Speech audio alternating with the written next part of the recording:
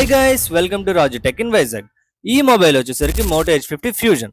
మన శ్యామ్ టెక్ గురు వాళ్ళ బ్రదర్ దీనికి డిస్ప్లే చేంజ్ చేద్దాం అనుకున్నారు.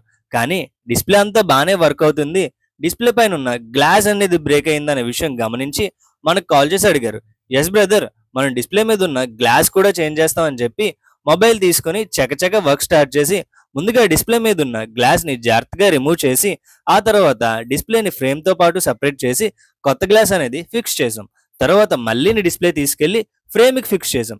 ఇలా చేయడం వల్ల మనకి డిస్ప్లే క్వాలిటీ ఏం చేంజ్ అవ్వదు అండ్ ఒరిజినల్ డిస్ప్లే ఎలా ఉందో అలానే మళ్ళీ మనకు కనిపిస్తుంది. సో మీ మొబైల్ కూడా ఇలా ఓన్లీ డిస్ప్లే మాత్రమే బ్రేక్ అయితే మీరేం టెన్షన్ పడకుండా వెంటనే మన షాప్కి విజిట్ చేయండి, లేదా పైన కనిపిస్తున్న మన నెంబర్స్కి కానీ మన ఇన్స్టాగ్రామ్ పేజ్లో కానీ డిఎం చేసినా సరిపోతుంది. మన షాప్ లొకేషన్ ఎక్కడో తెలుసుగా, Purna market Durgadevi temple bus stop దగ్గర ఉంటుంది. అండ్ ఈ రీల్ ని మీ ఫ్రెండ్స్ లో ఎవరైతే ఇలా డిస్ప్లే గ్లాస్ బ్రేక్ అయ్యి బాధపడుతున్నారో వాళ్ళకి షేర్ చేయండి. మళ్ళీ నెక్స్ట్ వీడియోలో కలుద్దాం. అంతవరకు టాటా, బాయ్ బాయ్.